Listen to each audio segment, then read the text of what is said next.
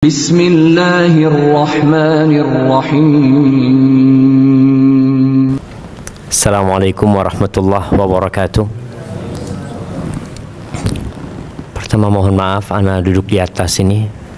Ada yang lebih tua. Alhamdulillah, segala puji bagi Allah Azza wa Jal, karena memang hanya Allah yang pantas untuk dipuja dan dipuji. Sehingga setiap sholat tidak sah sholat hamba tanpa mengatakan Alhamdulillahi Rabbil Alamin. Ketika dia berlepas diri dari segala keindahan dia, keberhasilan dia, pekerjaan dia, kemudian dia menisbatkan semua pujian itu hanya milik Allah Subhanahu wa ta'ala. Allahumma salli wa sallim ala sayyidina Muhammadin wa ala alihi wa ashabihi ajma'in. Ya Allah, semoga salawat dan salam senantiasa tercurahkan untuk hamba kekasih-Mu, untuk baginda Nabi kita Muhammad sallallahu alaihi wasallam, yang lewat jalan beliau kita jadi kenal sama Allah Azza wa Jalla. Yang kita tahu sebelum diutusnya Nabi Muhammad sallallahu alaihi wasallam, masyarakat jahiliyah menyembah berhala. Mereka tidak menghormati wanita, bahkan bayi-bayi wanita dikuburkan hidup-hidup. Istri ayah dinikahin oleh putranya sendiri. Masih banyak kezaliman-kezaliman lainnya. Dengan diutusnya Nabi Muhammad SAW, kita jadi faham kenapa kita diciptakan dan kepada siapa kita beribadah. Maka tidak boleh seorang muslim putus harinya dari salawat buat Nabi Muhammad SAW. Kita aja kalau ada orang berbuat baik sama kita, pernah nolong kita, pernah bantu kita, kita nggak lupa sama dia. Gimana kalau orang ini yang menjadi penyebab kita bisa selamat dari api neraka? Seberapa banyak dan seberapa sering kita akan mengingat beliau sallallahu alaihi wasallam. Dan Nabi alaihi salatu wasallam pernah suatu hari sujud syukur. Beliau ditanya, kenapa Nabi SAW? Beliau menjelaskan, atani Jibril, tadi Jibril datang kepadaku, wa basyarani, dia berikan kabar gembira kepada aku, anna man shalla alaika salatan wahidatan sallallahu alaihi biha ashran, bahwasanya barang siapa yang bersalawat untukmu satu kali, maka Allah akan membalas salawatnya dengan 10 salawat dari Allah Azza wa Jalla. Maka semoga kita mampu untuk mengisi waktu-waktu kita bersalawat buat Nabi Muhammad sallallahu alaihi wasallam. Amma ba'd, jamaah rahimakumullah, ini hari ke-17 ya. Alhamdulillah Allah memberikan taufik kepada kita, kita masih bisa puasa. Sebagian orang sudah terlihat memenuhi warung-warung dan restoran-restoran. Kebanyakan masyarakat Indonesia adalah muslim, sehingga kita sedih tatkala melihat di pertengahan Ramadan mereka sudah selesai puasanya. Padahal Allah Azza wa Jal mewajibkan puasa Ramadan ini ayyaman ma'dudat, di hari-hari yang terhitung. Coba kalau kita lihat, kita kerja itu liburnya dalam setahun berapa lama? Pegawai negeri berapa lama? 45 hari cuti? 40 hari cutinya dia. Artinya sepanjang tahun harus bekerja. Allah Azza wa Jalla minta sama kita dalam setahun itu 1 bulan aja untuk mengontrol makan dan minum. Bukan tidak makan dan minum, enggak. Kita masih boleh makan, masih boleh minum, hanya waktunya yang terbatas. Maka semoga Allah memberikan kekuatan kepada kita untuk menyempurnakan ibadah puasa kita. Orang yang puasa itu punya 2 kebahagiaan. Yang pertama, farhatun inda fitri, kebahagiaan tatkala berbuka. Kita tuh biasanya kalau siang habis zuhur masih berat puasa, tapi kalau sudah habis asar ini mulai bahagia. Apalagi kalau melihat piring mulai disusun, alhamdulillah ini udah. Anak ngelihat piring aja belum ada isinya udah seneng gitu kan. Karena apa? Karena kita akan berbuka. akan selesai penderitaan kita, kalau kita sebut itu penderitaan. Itu akan bahagia. Kebahagiaan yang kedua adalah kebahagiaan yang abadi, yaitu kebahagiaan tatkala berjumpa dengan Allah Azza wa Jalla. Kita ini tiap hari mengatakan Allahu Akbar. Kita mau makan baca Bismillah, mau tidur baca Bismillah, bangun tidur baca Alhamdulillah. Kita ini nggak pernah berjumpa sama Allah SWT, tapi kita yakin dengan keberadaan Allah. Suatu saat nanti orang yang berpuasa kelak akan berjumpa dengan Allah, dan Allah akan ridha sama dia. Jamaah rahimakumullah, sore hari ini Ana ingin membahas satu hal yang semoga bermanfaat buat kita, tentang tanda-tanda orang baik. Banyak di antara kita ini yang merasa sudah baik. Apa ukurannya? Ya dia punya standar sendiri. Fulan, anak baik karena. Kadangkala kita menilai orang, fulan ini baik. Terus kamu tahu dia orang baik dari mana? Masya Allah, dia itu suka membantu tetangganya. Masya Allah. Cuma dia nggak sholat. Baik nggak jamaah? Orang suka membantu tetangganya, tapi dia tidak sholat. Mungkin secara sosial kita melihat dia orang baik, sejatinya dia orang yang sedang pura-pura baik.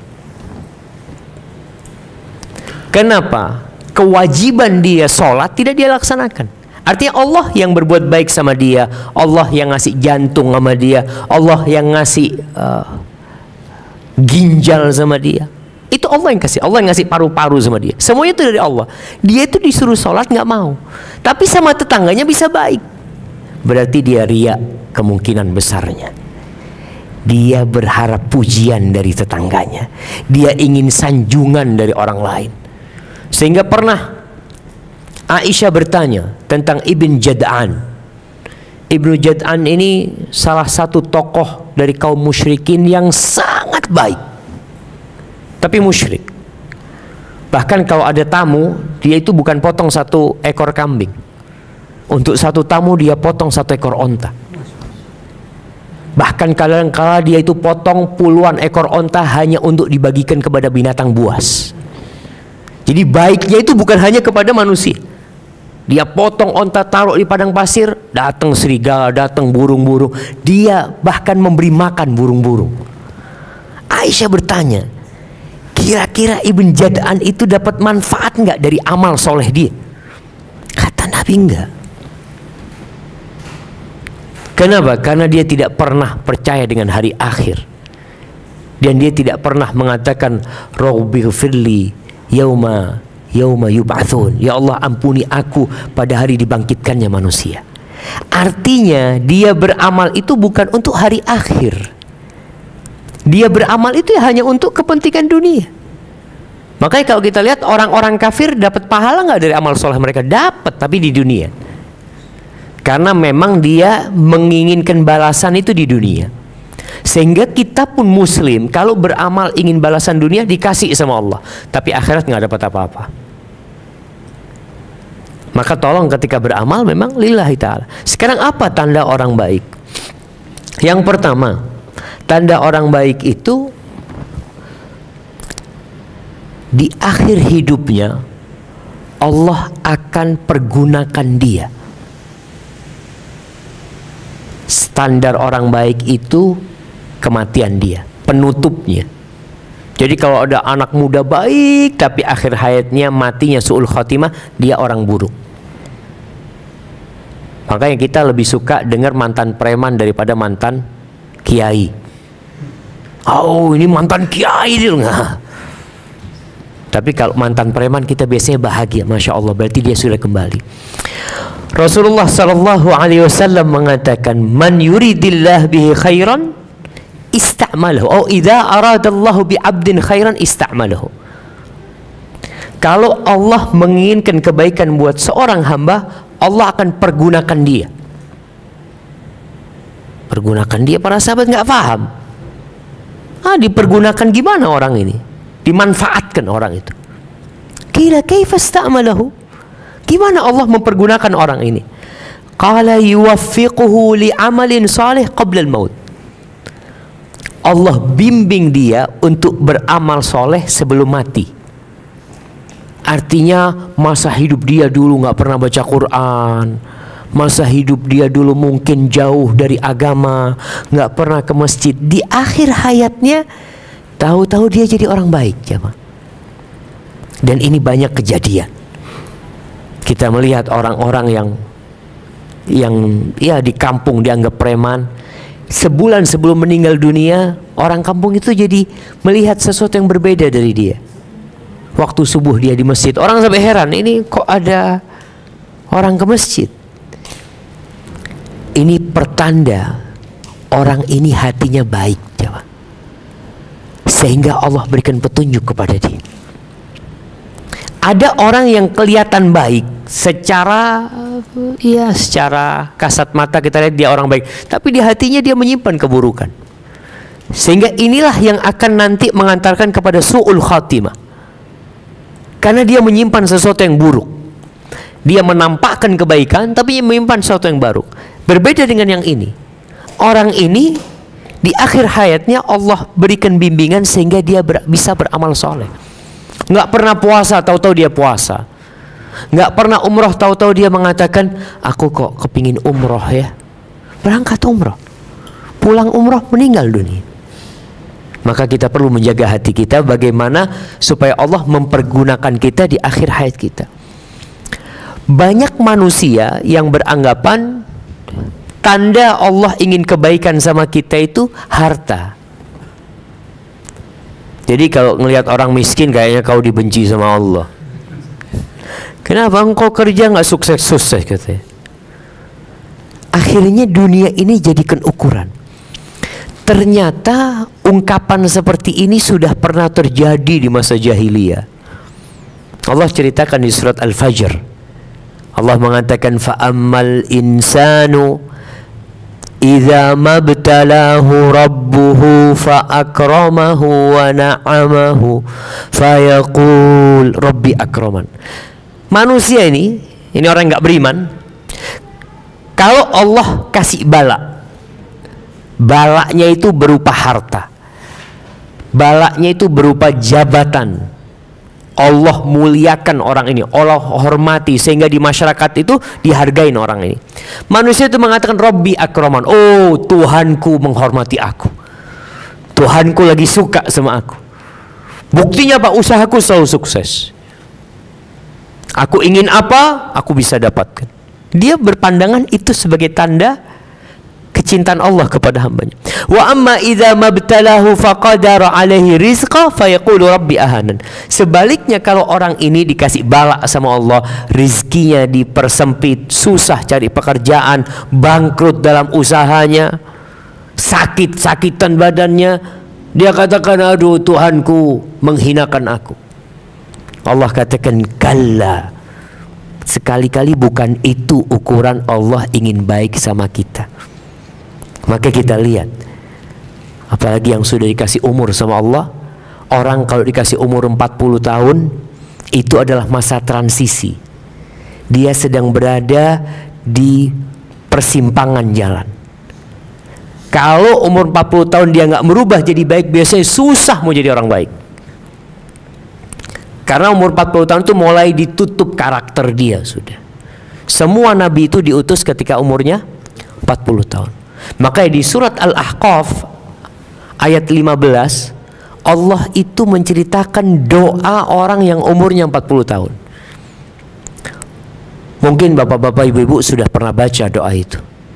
Di surat Al-Ahqaf ayat 15. Orang ketika dikasih umur sama Allah sampai masa 40 tahun, biasanya 40 tahun itu masa menikmatin kesuksesan. Mulai dia punya rumah sendiri, mulai punya mobil sendiri, usahanya mulai sukses, kemudian punya istri, punya anak. Allah sebutkan hatta idza balagha ashuddahu wa balagha 40 sana, sampai ketika orang ini di puncak masa mudanya sampai umur 40 tahun, qal, orang ini berkata, Rabbi, wahai Rabbku, wahai penciptaku. Dia jadi ingat, aku nih hamba loh. Aku ini bukan siapa-siapa. Aku hidup ini pakai aturan dari pencipta. Dia maka Rabbi auzi'ni an ashkura ni'mataka allati an'amta alayya. Wahai Rabbku, bantulah aku untuk mensyukuri nikmat yang kau berikan kepada aku. Wa ala walidayya, dan nikmat yang kau berikan kepada kedua orang tuaku. Sang anak ketika umur 40 tahun biasanya lupa sama orang tuanya. Dia sibuk punya keluarga sendiri, punya rumah sendiri, punya anak, sehingga tanggung jawab sama orang tuanya kadangkala mulai dia tinggalkan. Maka subhanallah, ini hamba mengatakan Rabbi auzi'ni an ashkura ni'mataka allati an'amta alayya wa ala walidayya wa an a'mala salihan tardah, dan bantulah hamba ya Allah untuk bisa beramal soleh yang kau ridhain. Wa aslih li fi dzurriyyati, ya Allah perbaiki aku di anak keturunanku. Karena bagaimanapun orang tua berharap punya anak-anak yang soleh. Inni tubtu ilaika wa inni minal muslimin. Aku bertobat kepadamu ya Allah, aku termasuk orang-orang yang berserah diri. Jadi tanda Allah ingin kebaikan kepada hamba itu bukan harta, bukan kehormatan, tapi salah satunya Allah bikin dia beramal soleh sebelum meninggal dunia. Baik, tanda yang kedua, Allah kasih panjang umur. Allah kasih panjang umur sehingga kesempatan untuk beramal semakin panjang. Orang yang umurnya 30 tahun selesai, dia nggak bisa nambah amalan lagi. Orang yang umurnya 40 tahun beda dengan yang umurnya 60 tahun. Kesempatan dia beramal itu panjang sekali. Maka Rasul SAW mengatakan khairun nasi man tala umruhu wa hasuna amaluhu. Sebaik-baiknya manusia adalah yang panjang umurnya, baik amalannya. Wasyarrun, tapi sebaliknya, orang yang buruk itu man tala umruhu wa sa'a amaluhu. Orang yang panjang umurnya tapi buruk amalnya, sehingga semakin banyak dosa yang dia lakukan. Maka kalau kita dikasih panjang umur ya, kita dengar berita teman kita meninggal dunia. Anak punya abah itu umur 68 sekarang, 69. Dia itu kadang-kala anak tanya, "Bah, abah punya teman sisa berapa, bah?" Dia cerita, "Siapa ya, fulan? Aduh, tinggal 2," kata dia. Anak ingin mengingatkan abah anak, nikmat nih, bah, masih bisa hidup. Teman-temannya sudah tidak bisa menambah amalan, nggak bisa lagi sholat, nggak bisa lagi istighfar. Artinya kita yang dikasih umur lebih ini kesempatan dari Allah SWT. Semoga Allah ingin kebaikan buat kita. Baik. Kemudian yang ketiga, tanda Allah ingin kebaikan buat kita, Rasul SAW mengatakan man yuridillahu bihi khairan yufaqihu fiddin. Barang siapa yang Allah menginginkan kebaikan dari orang itu, Allah bikin orang itu faham agama, belajar agama. Belajar agama ini di Indonesia dulu itu termasuk dipandang sebelah mata. Ana ingat ketika ana lulus SD mau masuk pesantren, itu sama abah ana, sama paman ana, mereka kurang setuju. Mereka berpikiran, Syafiq mau jadi apa, kata dia. Nanti mungkin pulang pesantren pakai sarung. Bayangan dia itu pulang belajar agama ya pakai sarung. Mungkin kerjanya cuma baca kitab. Jadi seakan-akan tidak berguna untuk kehidupannya. Itu banyak pandangan seperti itu. Tapi anak punya ibu, alhamdulillah dia yang mendukung anak. Dia sampaikan ke abah, biarlah anaknya mau ke pesantren, biarlah ke pesantren. Alhamdulillah akhirnya kita ke pesantren. Masuk pesantren, teman-teman di pesantren ini kebanyakan anak-anak nakal.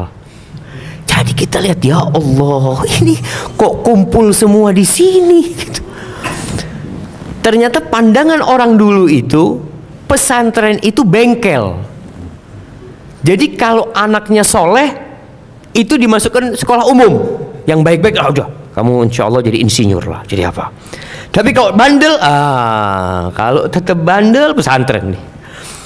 Wallah, akhirnya pesantren itu benar jamaah, kumpulan anak-anak bandel. Sampai anak punya teman ada yang minum di pesantren itu. Karena dia sudah minum di luar sana, orang tuanya nggak kuat, masukkan ke pesantren. Kita subhanallah, tapi alhamdulillah akhirnya terjadi razia, bukan razia ya. Apa istilahnya? Mereka akhirnya gugur sendiri, nggak kuat dengan kehidupan pesantren. Anak masuk pesantren itu muridnya 35, lulus tinggal 5. Yang sisanya itu rontok karena berat jemaah. Dan di sini sabda Nabi Muhammad SAW, siapa yang Allah menginginkan kebaikan dari orang itu, Allah bikin orang itu belajar agama. Dan belajar agama ini tidak kenal umur. Jangan pernah berpikir, aduh Ustaz, ana udah telat Ustaz. Ini kesempatan. Kalau ternyata Allah nggak bikin kita punya keinginan belajar agama, itu tanda Allah nggak ingin kebaikan buat kita. Coba bapak-bapak, ibu-ibu tanya sama dirinya, selama hidupnya berapa kali dia bertanya tentang urusan agama? Urusan agama ini bekal dia untuk mati nantinya. Berapa kali? 10 kali, 20 kali, 30 kali. Sebagian umat Islam itu nggak pernah tanya tentang agamanya, sama sekali nggak pernah tanya. Karena dia, ya sudah, yang penting Islam gitu. Ana ngajar di STD Imam Syafi'i Jember, di kampus itu. Sejak tahun kemarin ana berlakukan, mahasiswa yang tidak tanya selama 1 semester ana kurangi nilainya 5. Ana ngatakan, antum ngapain di kelas selama 16 pertemuan nggak tanya. Ini pertanda antum kurang peduli dengan agama antum. Kadang-kadang sebagian memang datang hanya untuk menyimak, dosen keluar, ngobrol. Nanti pekan depan datang lagi. Kita harus tanya. Allah mengatakan, fas'alu ahla dzikri in kuntum la ta'lamun. Kalau nggak ngerti, tanya kepada orang yang berilmu. Maka berusaha kita untuk belajar agama. Sekali lagi, tidak ada istilah telat. Bahkan kalau kita bicara pelajaran agama ini, yang paling mulia adalah Al-Quranul Karim. Kata Rasul sallallahu alaihi wasallam, khairukum man ta'allama al-Qur'an wa 'allamahu. Orang yang terbaik di antara kalian adalah yang belajar Al-Qur'an dan mengajarkannya. Di Madinah ada seorang wanita karir dia. Setelah pensiun umur 60 tahun, dia baru sadar ternyata dia nggak punya ilmu agama. Akhirnya dia masuk ke tahfidz Al-Quran. Dia paling tua masuk, tapi dia tahu bentar lagi umur dia mungkin selesai. Dan derajat di surga itu bukan pakai harta, tapi pakai bacaan Al-Quranul Karim, pakai hafalan Quran.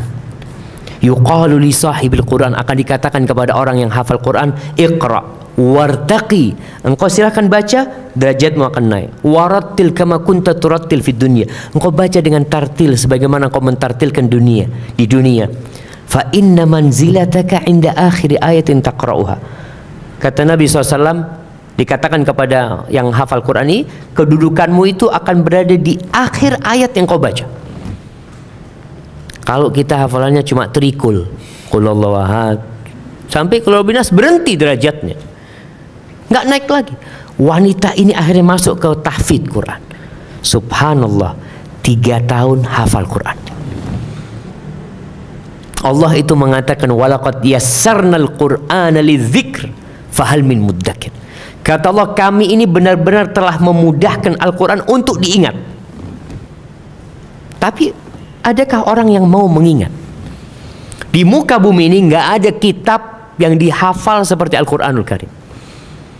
Antum kalau lihat orang-orang Nasara umpamanya, nggak ada anak-anak kecil mereka menghafalkan Alkitab. Jangan itu, ustadznya pun nggak hafal Alkitab. Tapi dalam Islam, Masya Allah, kita bisa mendengarkan anak-anak umur 7 tahun, 9 tahun, 10 tahun hafal Al-Quranul Karim. Jadi nggak ada alasan jamaah kita untuk tidak berusaha menghafal Al-Quranul Karim. Kalau ada istilah, aduh Ustaz, mungkin sudah tua ya, sudah susah hafalannya, kita yakin Allah mengatakan telah memudahkan. Paling tidak, ya tadi kita ngaji, paling tidak hafalan Quran kita ini sesuai dengan umur kita. Sesuai dengan umur kita. Artinya kalau umur kita 30 tahun berarti 30 surat. 1 tahun 1 surat jamaah. Apa berat? Masa berat 1 tahun 1 surat? Juz amma itu 37 surat. Juz amma. Berarti yang umur 40 tahun ini selesai juz amma sudah. Jangan ditanya. Karena namun kita kadangkala nggak tertarik jamaah. Masalahnya itu tidak ada ketertarikan. Kita kalau sudah tertarik sama sesuatu, kayak yang suka naik sepeda nih, 400 kilo naik sepeda, anak kadangkala ya Allah ya, dikasih mobil, kasih apa, naik sepeda. Tapi kenapa? Karena ada kesukaan, ada cinta. Begitu pula orang yang cinta sama Al-Quranul Karim, 30 juz dia makan. Maka kadang-kadang kita, ya Allah, dulu anak di Madinah punya teman dari Itali, masuk Islam dia. Nama Islamnya itu Muhammad Yasin. Aliandus apa nama dia? Dia 2 tahun masuk Islam, sudah hafal 20 juz Al-Quran Karim. Baru 2 tahun masuk Islam. Kita dari lahir Islam ya maaf, juz amma nggak selesai. Ini kenapa Ustaz ya berat? Terus enggak, kitanya yang nggak sungguh-sungguh jamaah. Man jadda wajada. Barang siapa bersungguh-sungguh pasti dia raih apa yang dia inginkan. Ya kita lihatlah bapak-bapak ibu bagaimana meraih apa yang dia inginkan. Dulu anak kepingin punya ini bisa punya. Dulu anak ingin punya rumah, punya rumah. Dulu anak ingin punya mobil, bisa punya mobil. Ketika ditanya kenapa, ya anak sungguh-sungguh Zat, ya kaki jadi kepala, kepala jadi kaki, anak merantau, dia sampaikan itu perjuangan. Tapi ketika ditanya kenapa Qurannya kok belum sampai juz amma, aduh Zat ya belum dapat hidayah. Ustaz ya belum dapat hidayah. Hidayah udah datang, tapi kitanya nggak mau ngambil jemaah. Seakan-akan kita dikasih suguhan makanan itu disuruh milih. Silahkan antum mau makan yang mana. Kemudian kita kelaparan, sakit kelaparan. Yang salah siapa? Engkau yang nggak mau makan.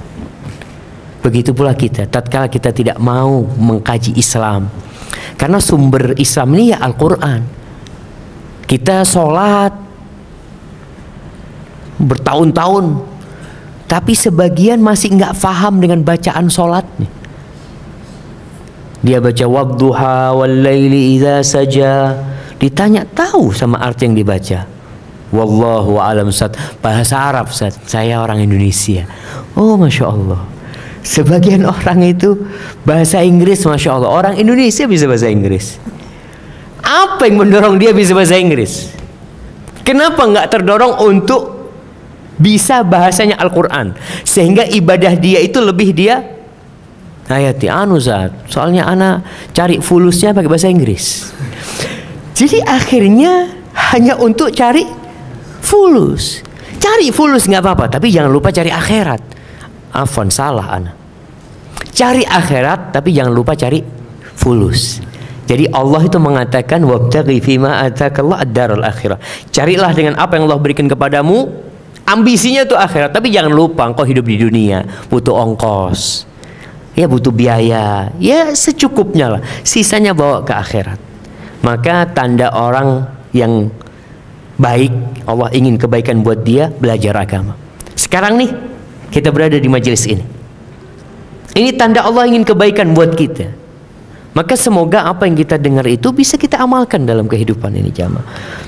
Kebanyakan orang ketika buka bersama itu bukan kajian kadangkala, yang ada ngelawak, yang ada musik.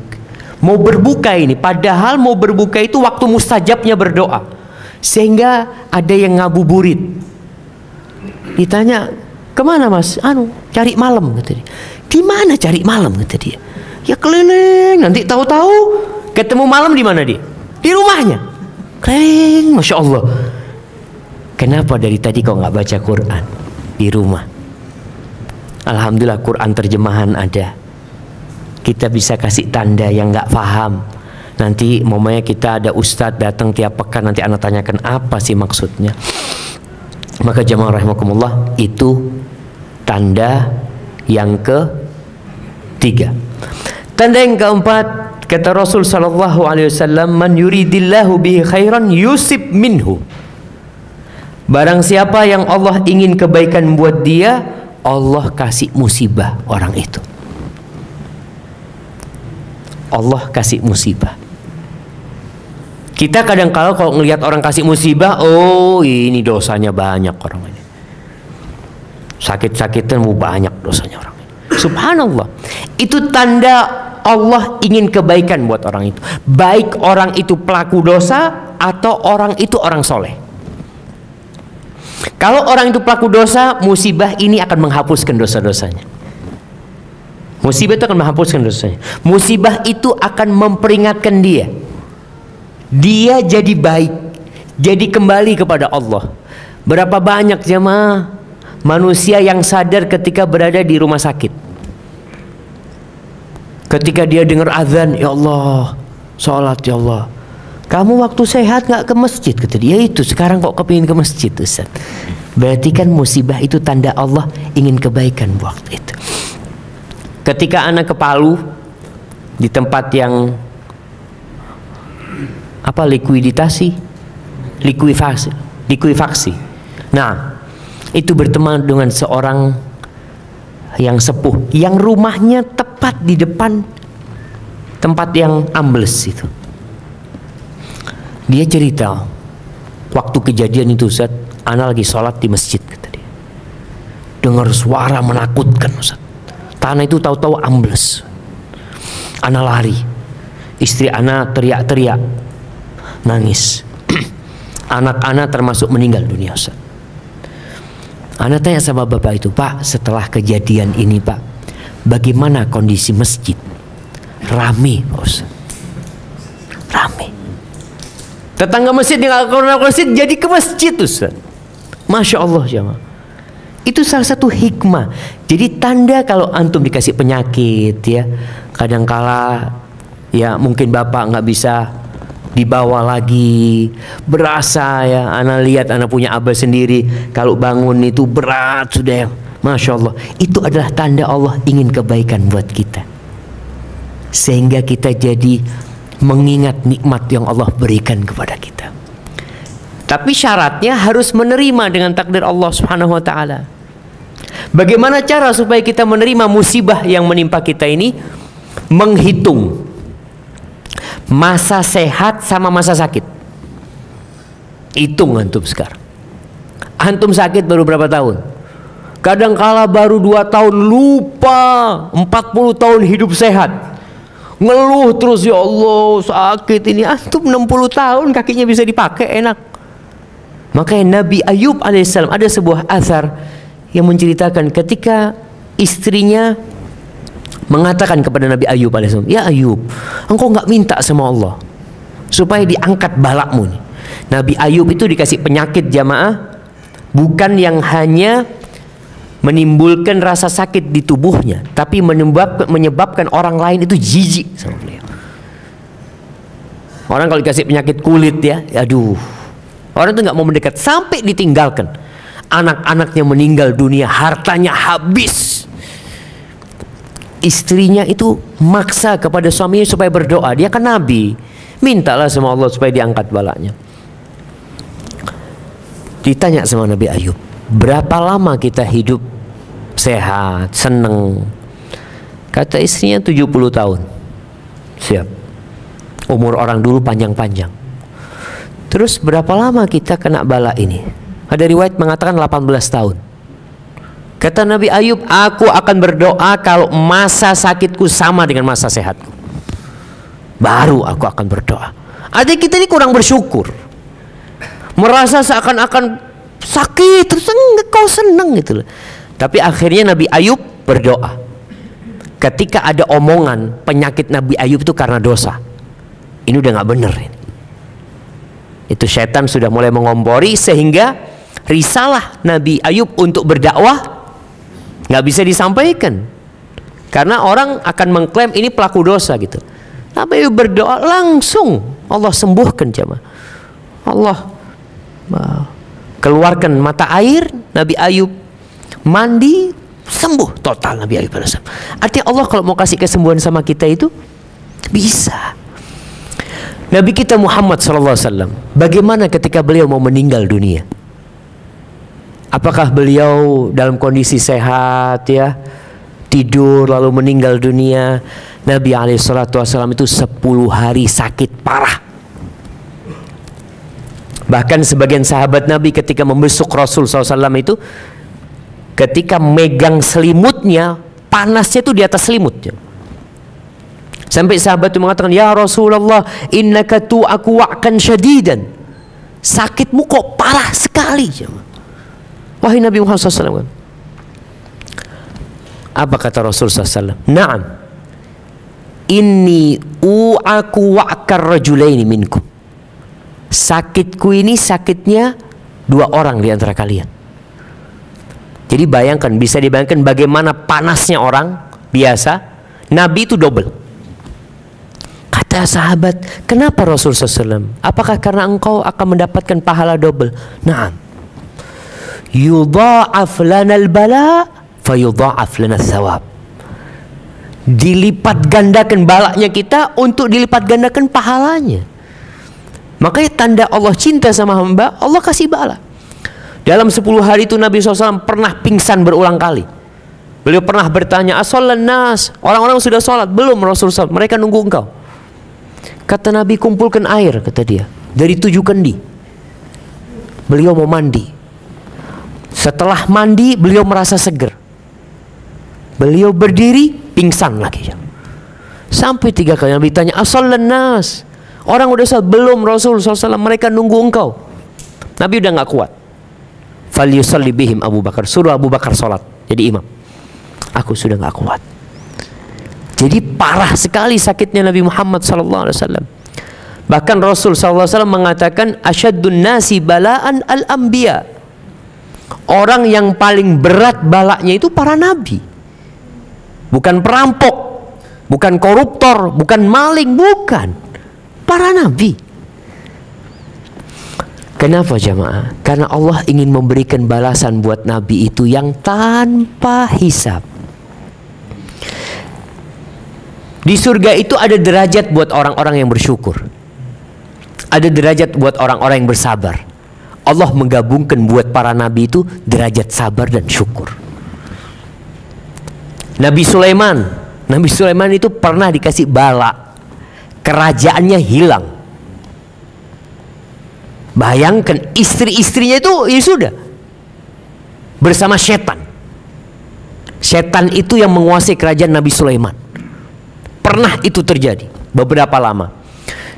Setan ini bisa melakukan segala-galanya, cuma satu yang tidak bisa lakukan setan, tidak bisa menghubungi istri-istri Nabi Sulaiman. Itu berbulan-bulan jemaah, atau 40 hari atau lebih dari itu ceritanya. Dikasih bala, akhirnya dikasih kerajaan yang tidak ada saingan kerajaan Nabi Sulaiman. Tapi dikasih bala. Nabi Musa alaihissalam, apa nggak dikasih bala sama Allah Azza wa Jalla? Bagaimana dia melarikan diri dari Fir'aun, jadi penggembala kambing 10 tahun. Kemudian sampai ke Mesir lagi, dikasih bala dalam dakwahnya. Terus seperti itu. Nabi Isa alaihissalam dikejar-kejar, mau dibunuh oleh orang-orang Yahudi. Nabi Zakaria ini Masya Allah, lihat balaknya Nabi Zakaria. Bertahun-tahun gak punya anak, minta anak, dikasih anak. Kasih anak namanya Yahya. Nama Yahya ini nama pertama buat manusia di muka bumi ini. Namanya Nabi Yahya. Apa yang terjadi? Allah kasih ujian buat Nabi Zakaria. Nabi Zakaria melihat kepala anaknya itu disembelih. Bapak melihat anak semata wayangnya itu, tubuhnya tanpa kepala. Kepalanya dihadiahkan kepada seorang pelacur. Nabi. Makanya kita yang dapat bala ini hendaklah pertama bersabar, kalau bisa naik kepada ketingkatan ridho, kalau bisa naik lagi syukur. Kapan kita bisa bersyukur dengan bala yang kita terima? Tatkala kita memandang ke alam akhirat sana pahala yang Allah sediakan buat orang-orang yang bersabar. Tatkala kita memandang hikmah dari penyakit ini, kita akan bersyukur. Tatkala kita melihat ternyata ada orang yang lebih parah dari ana, sehingga tatkala kita melihat ada orang yang, Allahu Akbar, ana kemarin ke rumah sakit itu masuk ke tempat orang-orang yang koma, rata-rata gara-gara tabrakan. Ada yang tempurung kepalanya harus dibuka, ya. Ada yang sampai ngorok, macam-macam. Ya Allah, ya. Ketika itu kita merasa ternyata sakitku ini tidak seberapa. Maka ingat, tanda orang yang diinginkan kebaikan buat dia adalah dikasih bala, dikasih musibah. Kalau orang dikasih bala sama Allah, kemudian dia tidak sadar, tidak kembali kepada Allah Subhanahu wa taala, apa yang akan terjadi? Ada orang yang bertanya kepada Nabi Muhammad SAW tentang manusia yang berbuat dosa, nikmat terus Allah kasihkan kepada dia. Kok nggak dikasih bala gitu loh? Itu disebut istidraj. Kata Nabi Muhammad SAW, "Idza ra'aitallah yu'til 'abda 'ala ma'asihi ma yuhib, fa'lam annahu istidraj." Kalau kita melihat orang penipu, ya, perampok, kok hidupnya nyaman gitu ya, nggak dikasih bala, maka ketahuilah itu istidraj. Lalu Nabi Muhammad SAW membacakan firman Allah, "Falamma nasu ma dzukiru bihi fatahna 'alaihim abwaba kulli syai' hatta idza farihu bima utu akhadnahum baghtah fa idza hum mublisun." Orang ini semua dikasih bala. Fir'aun dikasih bala sama Allah. Balanya begitu menakutkan. Itu air di semua negeri itu darah. Mau minum keluarnya darah. Tempat makan isinya kodok semuanya. Kemudian dikirim kepada mereka belalang. Bukan hanya memakan pertanian mereka, daun pintu dimakan sama belalang. Benar-benar dikasih bala. Akhirnya Fir'aun mengatakan kepada Musa AS, "Ya Musa, ulana rabbak." Tolong mintakan sama Allah dibukakan bala ini. Kalau dibukakan bala ini aku akan tobat, aku akan kembali kepada Allah SWT. Tapi ketika diangkat bala itu, ternyata dia tetap dalam kemaksiatan. Di situ Allah mengatakan, "Falamma nasu ma dzikru bihi." Ketika orang-orang itu lupa, sudah dikasih peringatan, ya, kasih peringatan ini dan itu, tetap dia lupa. Apa yang akan terjadi? Allah akan bukakan segala pintu kebaikan. Orang itu hidupnya semakin enak. Dalam kondisi berbuat dosa, semuanya jadi tambah nyaman buat dia. Ketika dia sudah lagi bersenang-senang dengan nikmat yang Allah berikan kepada dia, akhadnahum baghtah. Di sini kami cabut nyawanya secara tiba-tiba. Masya Allah. Kenapa? Ke sini. Ya terserah. Nah, kalau dekat sini.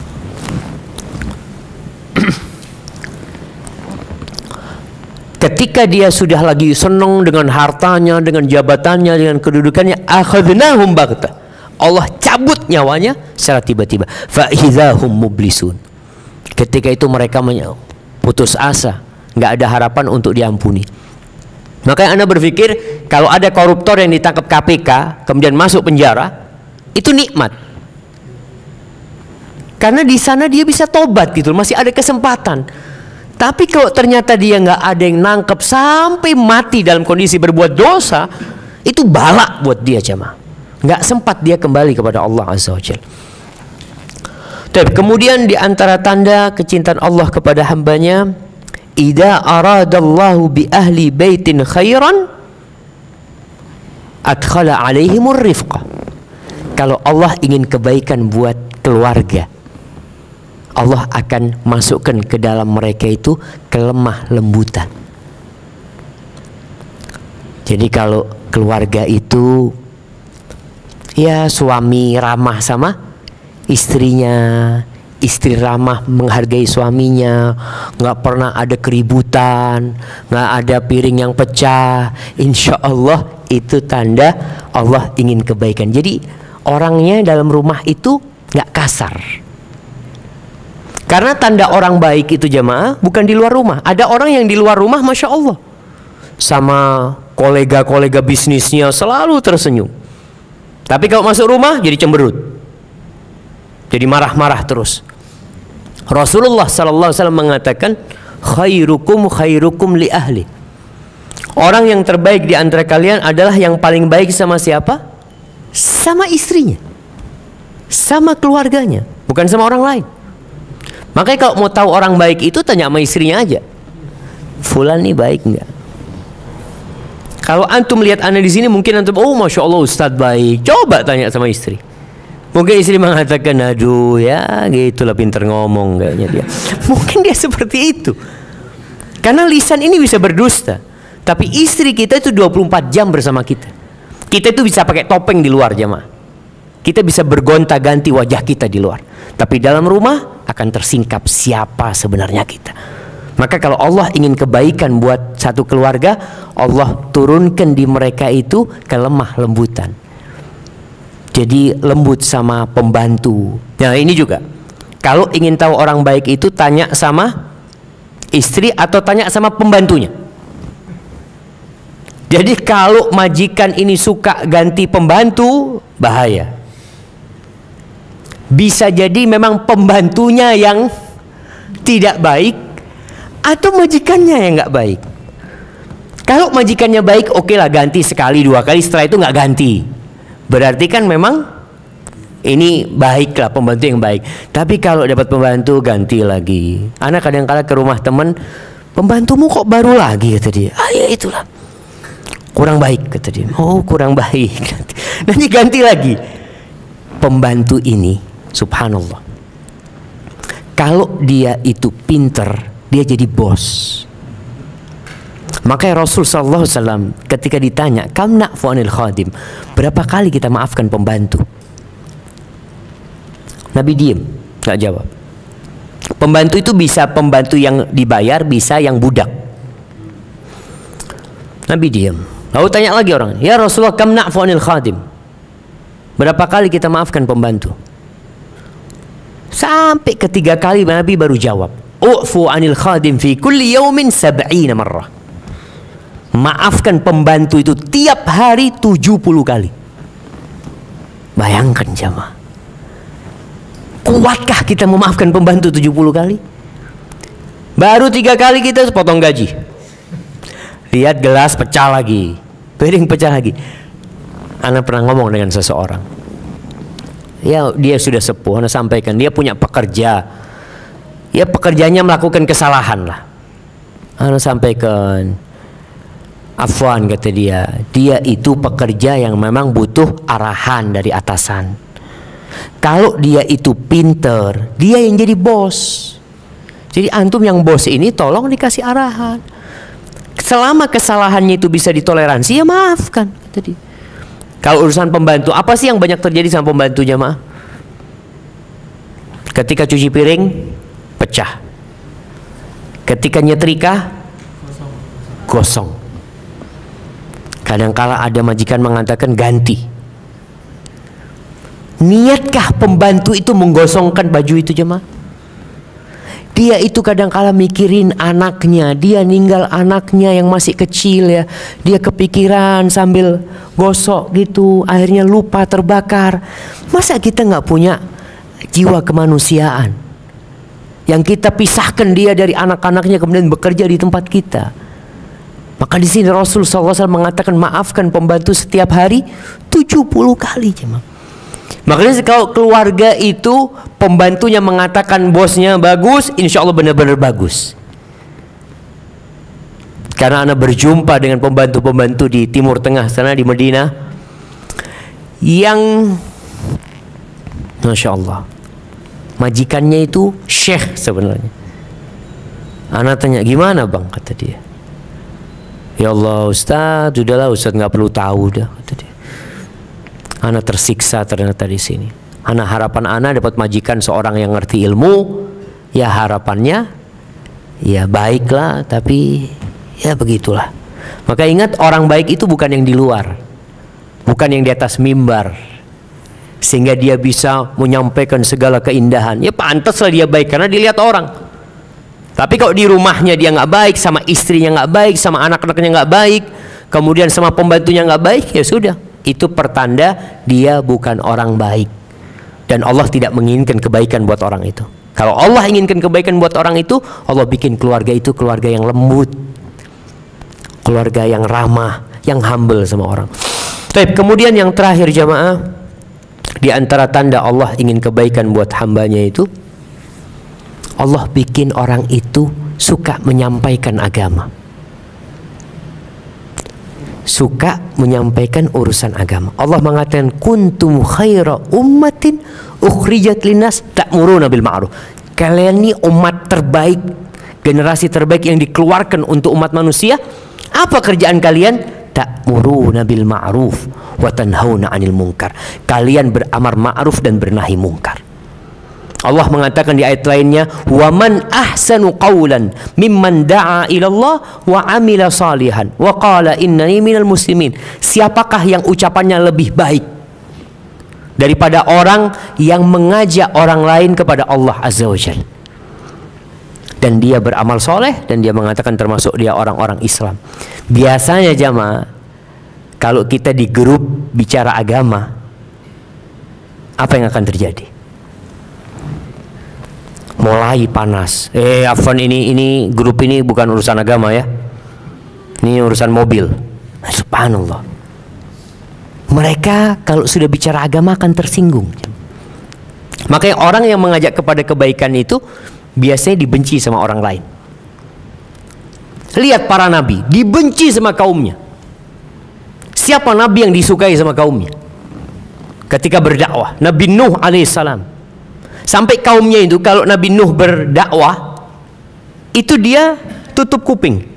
Bukan hanya tutup kuping jamaah, sarungnya itu dibuat nutup kepalanya, supaya benar-benar tidak mendengar ucapan Nabi Nuh alaihissalam.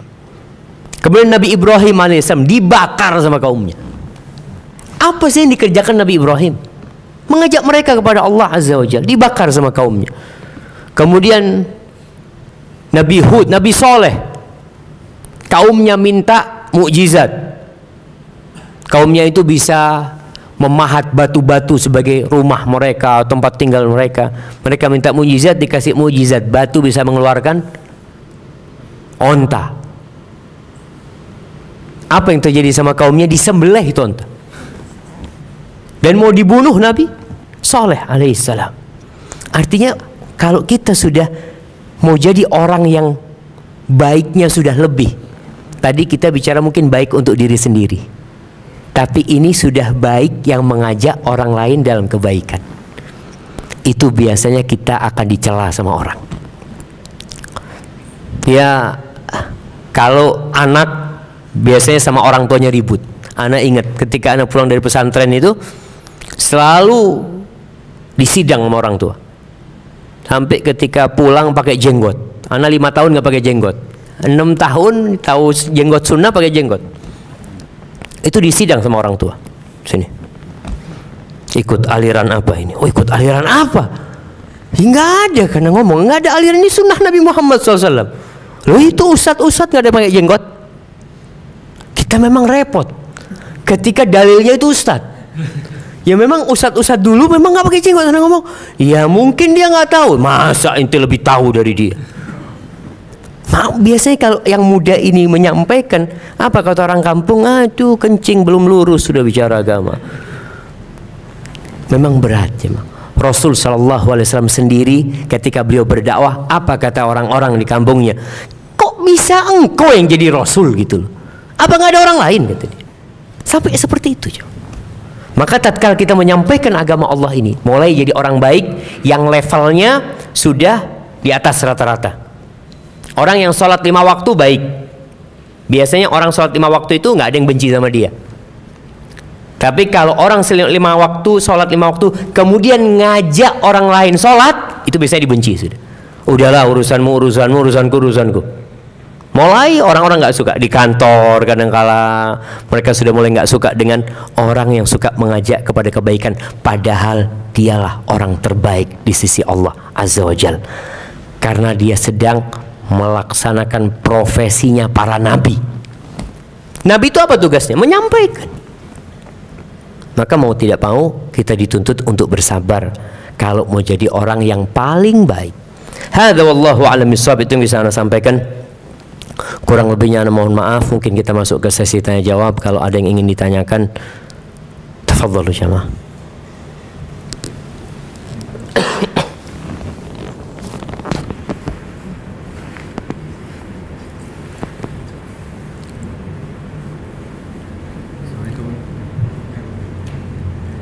Assalamualaikum warahmatullahi wabarakatuh.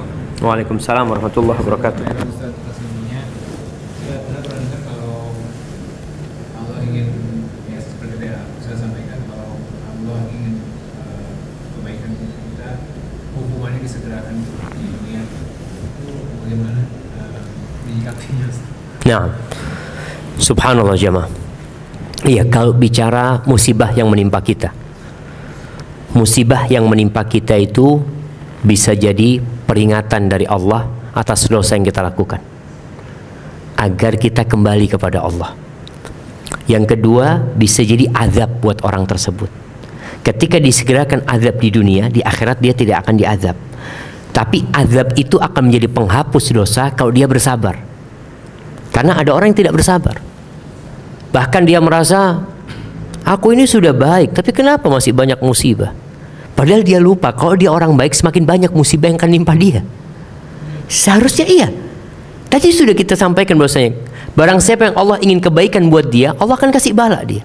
Bahkan orang yang paling berat balanya itu siapa? Para nabi. Para nabi balanya. Tapi untuk orang soleh, bala itu selain menghapuskan dosa adalah untuk mengangkat derajatnya tadi. Apa kata Nabi Muhammad SAW? Wa ma yazalul bala'u bil abdi. Ada bala itu yang nempel sama hamba. Ada orang yang dikasih penyakit itu sampai mati. Artinya penyakit itu tidak diangkat. Hatta yamshiya 'alal ardi wa laysa 'alaihi khati'ah. Sampai dia berjalan di muka bumi ini dosanya itu habis. Jadi orang yang dikasih sakit ya, ada orang yang mungkin kena stroke ya, kemudian dia bertahun-tahun dia sabar menghadapi stroke-nya, itu semua penghapusan dosa buat dia.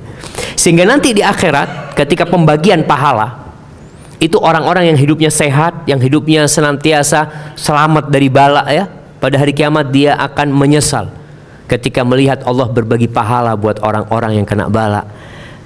Kata Nabi SAW, yawadduna anna juludahum law anna juludahum quridat bil maqarid. Mereka berharap kalau kulit mereka itu digunting-gunting sama gunting besi supaya bisa dapat pahala mereka. Karena beda pahala orang bersyukur dengan pahala orang bersabar.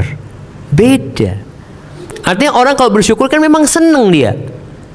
Tapi orang bala ini menderita, dia sakit gitu. Maka di sini dibedakan pahala buat mereka. Sehingga kita yang kena bala, ya jangan berharap bala. Nggak boleh kita berharap bala. Nggak boleh. Karena bala itu akan datang. Nggak usah antum harap dia datang. Maka kita disuruh minta supaya dijauhkan. Pernah suatu hari Nabi Muhammad SAW membesuk seorang sahabat yang sakit parah, kritis kondisinya dia. Tubuhnya udah habis dagingnya.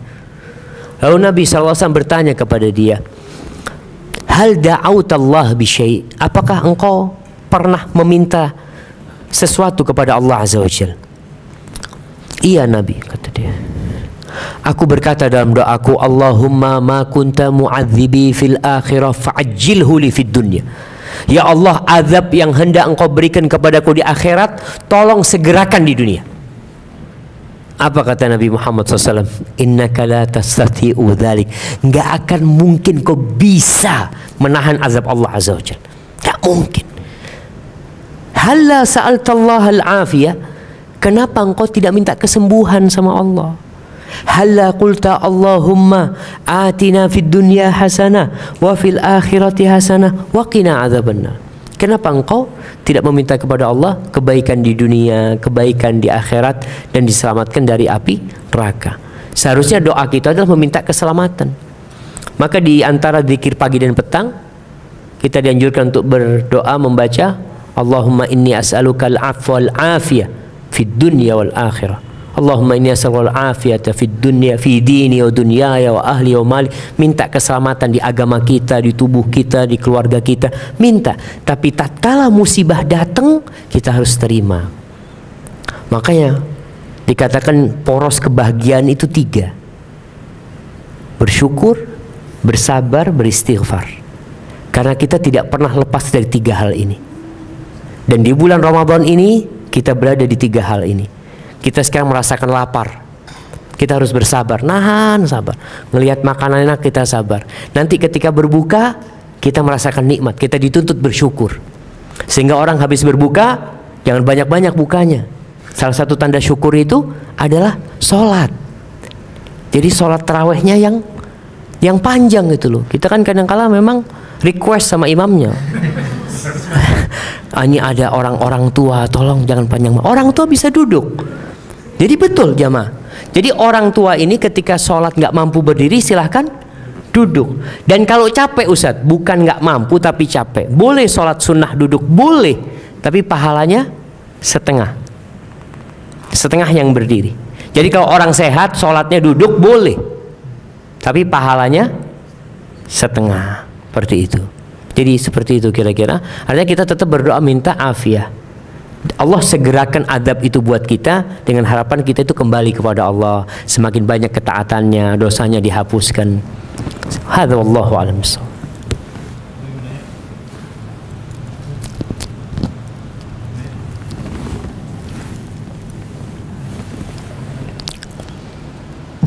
Naam.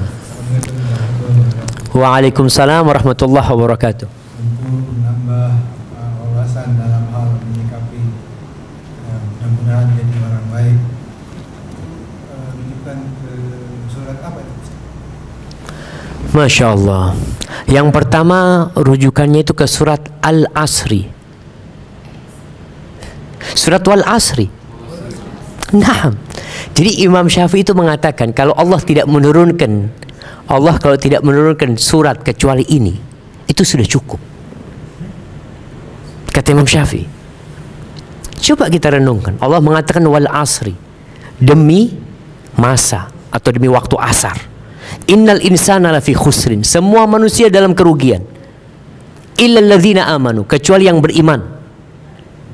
Apakah beriman cukup? Nggak cukup. Yang kedua, wa amilus solihat, beramal soleh. Di sini tuntutannya kalau kita punya ilmu kita amalkan. Kemudian yang ketiga, wa tawasau bil haq, ini dakwah tadi yang kita sampaikan. Jadi orang yang terbaik adalah yang mengajak orang lain kepada Allah SWT. Yang keempat, wa tawasau bis sabr, harus sabar menghadapi semuanya. Jadi itu salah satu surat yang kata Imam Syafi'i, "Lau ma anzalallahu hujjatan ala khalqi illa hadhi surah." Kalau Allah tidak menurunkan hujjah kepada makhluknya kecuali surat ini, cukup kata dia. Cuma kan kadang-kala kita baca wal asri karena pendek aja enak, padahal maknanya dalam sekali surat wal asri itu. Kemudian ada surat-surat lain ya. Kalau kita membaca juz amma itu rata-rata berbincang tentang hari akhir, rata-rata berbincang tentang surga neraka, tentang kiamat, tentang semua akan hancur. Yang semua itu memotivasi kita untuk jadi orang baik. Karena yang membuat kita termotivasi untuk bekerja itu sejatinya gaji atau keuntungan. Sebagian pedagang itu tahu resikonya besar, tapi dia berdagang karena masih ada resiko atau keuntungan yang dia bayangkan. Di surat itu berbicara tadi tentang kerugian, keuntungan ya. Seperti di surat Al-Fajr juga, wal fajri, itu yang berbicara tentang orang kafir mengukur kebaikan itu dengan dunia, sedangkan orang beriman tidak gitu. Itu mungkin bisa menjadi rujukan untuk dikaji ya. Hadza wallahu a'lam bissawab.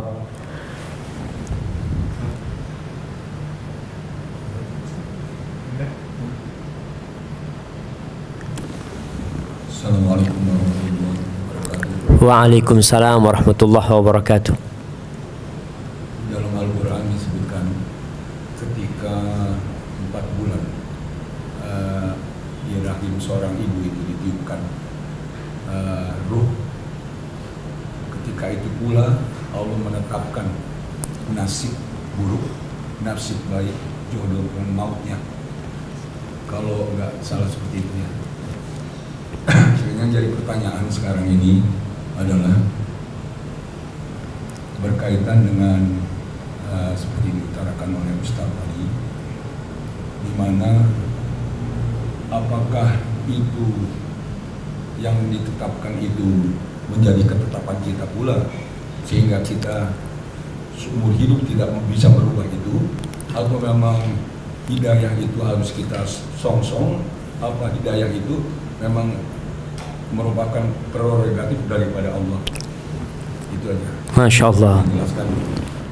Nah, barakallahu fikum. Pertanyaan menarik jemaah, berkaitan dengan hadis Nabi Muhammad SAW ketika manusia itu berumur 120 hari, ditiupkan ruh di sana, kemudian ditulis tentang ajal dia, rizki dia, nasib baik dan buruk dia, itu semua sudah ditetapkan. Ini bicara tentang takdir, dan takdir itu rahasia ilahi yang kita tidak tahu. Rasul Shallallahu Alaihi Wasallam pernah ditanya ketika itu di kuburan Baqi, ditanya, ya Rasulullah, aya'lamu Rabbuna ahlal jannati min ahlin nar? Apakah Allah tahu siapa nih di antara kita yang masuk surga, siapa yang masuk neraka? Allah tahu nggak? Kata Nabi SAW, nah, Allah tahu.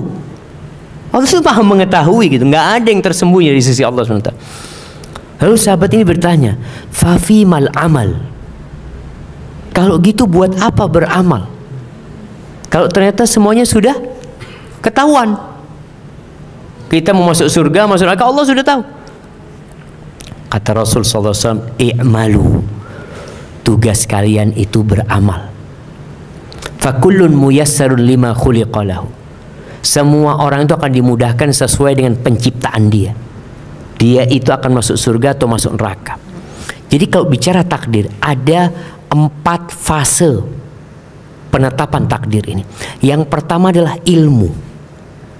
Jadi Allah itu sudah tahu kita ini mau masuk surga atau masuk neraka. Allah tahu kita miskin atau kaya. Bukan hanya urusan kita ini, kadang-kala kalau bicara takdir itu adalah urusan akhirat. Urusan dunia nggak pernah bicara takdir. Kalau katakan antum kok bekerja terus, mungkin antum takdirnya miskin memang antum. Yang enggak lah, anak kepingin berusaha supaya kaya. Kan anak nggak tahu sama takdir anak gitu.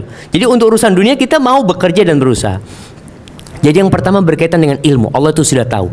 Allah tahu apa yang telah terjadi dan apa yang belum terjadi, dan bagaimana kalau itu terjadi. Allah tahu. Setelah Allah tahu, itu dicatat. Catatan, ya, proses yang kedua adalah pencatatan takdir yang berada di Lauhul Mahfud. Yang kata Rasul sallallahu alaihi wasallam, awwalu ma khalaqallahu al-qalam. Yang pertama Allah ciptakan itu pena. Full pen yang pertama. Lalu Allah mengatakan uktub. Allah mengatakan kepada pena itu untuk menulis. Pena itu bertanya, wa ma aktub, apa yang aku tulis? Allah mengatakan uktub ma huwa kainun ila yaumil qiyamah. Tulislah apa yang akan terjadi sampai hari kiamat. Artinya atas dasar ilmu itu ditulislah takdir. Allah tahu kita ini setelah ini mau kemana, Allah tahu. Allah tahu nanti kita itu makan berapa butir nasi yang akan masuk ke perut kita, dan bagaimana nasi itu akan membuat kita sakit perut. Nanti kemudian kita akhirnya harus ke rumah sakit. Nanti ternyata penyakit itu itu Allah tahu semua kejadian itu, dan itu yang ditulis sampai hari kiamat. Kemudian yang ketiga, masyiah, Allah menghendaki itu terjadi. Ini kan baru ilmu, baru pencatatan. Nanti ketika Allah berkehendak terjadi, lahirlah anak ini, itu kehendak Allah Subhanahu wa taala. Yang keempat, penciptaan, diciptakannya kejadian tersebut oleh Allah Subhanahu wa taala. Yang ditulis oleh malaikat itu merujuk kepada yang di Lauhul Mahfud. Dia ambil, dia tulis di sana. Jadi takdir ini ada yang ditulis 50.000 tahun sebelum penciptaan langit dan bumi, yang di Lauhul Mahfud. Kemudian ada takdir setiap individu. Itu buku induk. Ada buku perorangan. Itu yang ditulis ketika umur 120 hari. Perorangan takdirnya itu ada buku sendiri-sendiri, yang malaikat yang mencatatnya. Yang ketiga, ada takdir tahunan. Kapan takdir tahunan? Malam Lailatul Qadar. Artinya Lailatul Qadar itu dua. Malam yang mulia, yang kedua malam takdir. Jadi Allah mengatakan inna anzalnahu fi lailatin mubarakatin inna kunna mundzirin fiha yufraqu kullu amrin hakim. Pada malam itu ditetapkan semua urusan 1 tahun. Kemudian Ustaz, bicara takdir itu apakah bisa dirubah? Yang pertama, kita nggak tahu takdir kita itu yang mana. Tugas kita beramal, dan di antara amalan yang bisa merubah takdir itu doa. Kata Rasul sallallahu alaihi wasallam, la yaruddul qadha illa du'a. Enggak ada yang bisa menolak takdir itu kecuali doa. Wa ma yazidu fil umri illa albir. Dan enggak ada yang bisa menambah umur itu kecuali amal kebajikan. Makanya kita dianjurkan silaturahim supaya umurnya tambah panjang, umpamanya berbuat baik kepada orang supaya umurnya tambah panjang. Dan itu pun termasuk takdir Allah. Artinya Allah itu tahu nanti kita pada umur sekian kita akan berdoa meminta supaya dipanjangkan umurnya umpamanya. Allah itu sudah tahu juga itu loh, dan itu pun sudah tercatat di Lauhul Mahfuz. Maka tugas kita urusan takdir ini adalah ya beramal. Tapi kita percaya semuanya itu sudah Allah tentukan. Sehingga orang kalau kena musibah, ya orang yang percaya sama takdir itu dia tidak akan menderita hidupnya. Ketika anaknya meninggal dunia umpamanya, dia mengatakan inna lillahi wa inna ilaihi raji'un. Kami milik Allah dan kepada Allah kami akan kembali. Allahumma ajurni fi musibati. Allah berikan pahala di musibahku dan berikan ganti yang lebih baik. Karena dia tahu hal ini sudah ditetapkan 50.000 tahun sebelum diciptakannya langit dan bumi. Makanya kita nggak boleh ngomong lau. Andai kata tadi nggak keluar rumah kan nggak tabrakan. Andai kata tadi nggak ke pantai kan nggak tenggelam. Andai kata nggak boleh. Karena itu sudah terjadi. Kapan kita tahu itu takdir? Kalau sudah terjadi. Kalau belum ya kita berusaha. Tugas kita kata Nabi SAW, i'malu, tugas kalian itu beramal. Di bulan Ramadan ini tiap malam itu ada hamba-hamba yang divonis bebas dari api neraka. Vonis bebas dari api neraka. Maka semoga kita termasuk yang divonis bebas dari api neraka oleh Allah Azza wa Jalla. Hadza wallahu a'lam bissawab.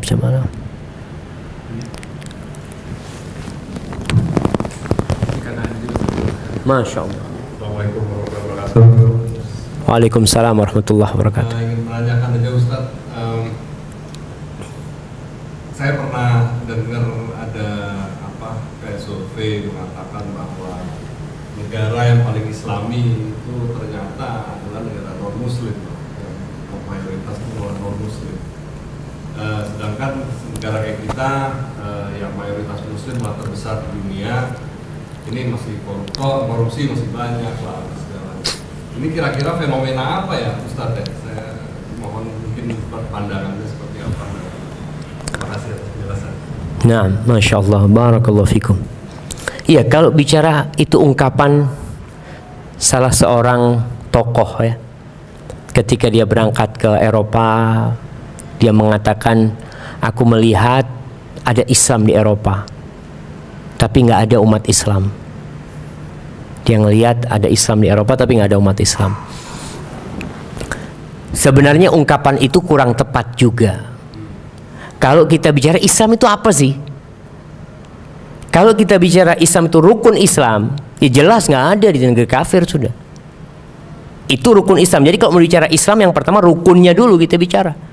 Rukunnya 5. Kalau itu ada, insya Allah berarti Islam itu ada. Hanya saja banyak orang itu memandang Islam itu muamalat. Artinya cara bergaul ya, berbuat baik sama orang. Nah, itu salah satu dari ajaran Islam. Bahkan Rasul sallallahu alaihi wasallam mengatakan innama bu'itsu li utammima shalihal akhlak. Aku diutus untuk menyempurnakan akhlak-akhlak yang mulia. Itu salah satu tujuan Nabi Muhammad SAW diutus. Dan sejatinya yang membuat akhlak mulia itu akidah yang benar. Dakwah Nabi Muhammad SAW selama 10 tahun di Mekah itu nggak ada perintah sholat. Yang ada itu adalah menanamkan akidah, menanamkan iman kepada Allah dan hari akhir. Terus itu yang ditanamkan. Kenapa? Kalau ini tertanam di hati mereka, akhlak mereka otomatis baik. Kalau kita katakan di negeri-negeri umpamanya barat, kita melihat orang-orang yang disiplin, ya, kadang-kadang disiplin mereka itu karena terpaksa, karena aturan. Sehingga malam minggu umpamanya dia minum, dia berzina, dia apa itu nggak ada masalah. Artinya pokoknya hari kerja dia harus disiplin gitu. Jadi bukan Islam itu. Karena Islam mengamalkan itu dari hati, bukan karena takut dengan aturan. Makanya ketika Islam bicara Islam, dia akan berbuat baik seperti puasa nih. Kita di dalam kamar, kita nggak akan makan. Karena kita Muslim. Tapi kalau mereka mungkin, ya tadi karena mereka melakukannya karena aturan. Ketika aturannya hilang, dan di negeri Islam masalahnya itu akidah umat Islam ini lemah sekarang. Banyak orang Islam yang tidak belajar Islam. Bahkan rata-rata Islamnya keturunan. Ya kayak gitu lah. Islam keturunan. Tadi Anda sampaikan, teman dari Italia masuk Islam 2 tahun, hafal Quran 20 juz. Karena dia masuk Islamnya benar ingin tahu Islam. Dia tahu bagaimana kehidupan dia masa jahiliyah dalam kekufuran. Teman-teman dari Albania yang dia cerita, ya Allah Ustaz, jangan ditanyalah kita bagaimana masa lalu kita. Artinya kalau urusan kerjaan iya dia disiplin, tapi kalau urusan dosa apa jangan ditanya. Apa aja dia langgar. Ketika dia masuk Islam, dia jadi cinta sama Islam ini. Dia jadi tahu indahnya Islam itu. Maka di sini tugas kita bagaimana mengajak umat Islam untuk belajar Islam, supaya omongan tadi itu nggak ada lagi gitu. Supaya mereka melihat di negeri Islam itu inilah Islam yang sebenarnya. Kita melihat kebersihan. Rasul SAW mengatakan at-tahur syatrul iman, kesucian itu separuh dari keimanan. Jadi bukan masalah kebersihan itu sekedar supaya sehat apa, bukan dalam Islam. Kalau bicara kebersihan itu karena bicara iman. Coba kita lihat pengajaran yang ada, orang sebelum tidur itu dianjurkan apa? Cuci kaki, cuci tangan. Dalam Islam berwudu. Bicara sikat gigi, siwak. Jadi sebenarnya lebih sempurna. Jadi masalah umat Islamnya tidak ngamalkan. Tidak ngamalkan itu bisa jadi karena ilmu nggak ada, atau ilmu punya semangat yang nggak ada. Yang rusak hidup manusia ini dua: kurangnya semangat, salahnya ilmu. Ada orang ilmunya benar tapi nggak punya semangat beramal. Akhirnya cuma wawasannya yang luas. Oh, anak faham, oh anak ngerti itu, iya. Tapi nggak diamalin gitu loh. Buat apa gitu loh. Tapi ada orang yang semangat beramal tanpa ilmu. Ini nggak benar juga gitu loh. Maka fenomena yang terjadi ini gara-gara ilmu yang nggak tersampaikan kepada mereka. Kalau kita bicara Indonesia, Ana nulis disertasi itu tentang peran lembaga Islam dalam membendung kristenisasi di Indonesia. Ana urut bagaimana Indonesia ini jadi sasaran kristenisasi pada waktu itu. Karena Belanda itu datang dengan 3 target, 3G kata mereka. Apa? Gold, glory, gospel. 3 itu yang mereka bawa. Dan mereka berusaha untuk menanamkan itu di Indonesia. Setelah kita merdeka, sekolah-sekolah Islam itu minim. Sekolah yang bagus itu sekolahnya siapa? Katolik. Karena itu sekolah Belanda sebenarnya. Itu sekolah yang dibangun sama Belanda ratusan tahun sudah. Ketika merdeka, sekolah itu sudah ada, sehingga mereka tinggal melanjutkan. Dan mereka sekolahnya itu benar-benar sesuai dengan agama mereka. Tahu dengan sekolah yang di Jakarta, Canisius. Canisius itu khusus laki, nggak ada perempuan. Mereka pisahkan laki sama perempuan. Karena mereka tahu laki perempuan kalau digabungkan nggak sukses sekolahnya. Pacaran apa ini itu. Ini sekolah Katolik loh. Dan kalau kita lihat banyak lulusan yang jadi menteri, jadi apa, banyak dari Kanisius. Pada waktu itu sekolah Islam belum ada, yang ada itu ya masih kumuh ya, karena baru merdeka kita ini, nggak punya apa-apa. Sedangkan sekolah Belanda sudah berdiri dari dulu, sekolah-sekolah Kristen itu. Makanya kalau kita berangkat ke Semarang, Semarang itu di Salatiga itu ada perguruan tinggi tertua punya Kristen itu. Itu yang bangun ya Belanda di sana itu. Bahkan bisa bagus sekali tempat mereka. Proses itu berjalan. Tadi Anda sampaikan orang-orang nggak mau masukkan anaknya ke pesantren karena pesantren bengkel. Jadi buat yang nggak benar, bahkan tidak sedikit yang sekolah Katolik. Sekolahnya Katolik, Muslim sekolahnya di Katolik. Ini kan pertanda memang dia nggak peduli sama agama. Enggak, ini bagus ini Ustaz sekolahnya ya, favorit, macam-macam seperti itu. Pertimbangannya duniawi. Akhirnya dia nggak paham dengan agama dia. Kemudian setelah maju, mulai banyak sekolah-sekolah Islam yang maju sekarang. Ada SDIT apa, itu baru sekarang. Dan proses ini panjang. Mungkin Bapak bisa ngelihat, kapan sih ada jilbab? Kapan ada jilbab? Anak kalau lihat foto kakek nenek anak, nggak ada jilbab. Istrinya kiai ustadz nggak pakai jilbab. Itu kan berarti memang pembodohan yang terjadi di masa Belanda itu berhasil gitu. Jilbab itu di Indonesia baru rame tahun 89-90 ketika ada 300 siswi SMA dikeluarkan dari sekolah karena pakai jilbab. Bisa dibayangin, kepala sekolahnya muslim, gurunya muslim, menteri pendidikannya muslim, presiden muslim, nggak boleh pakai jilbab di sekolah. Tahun 89 itu sampai ada sebuah buku judulnya Revolusi Jilbab.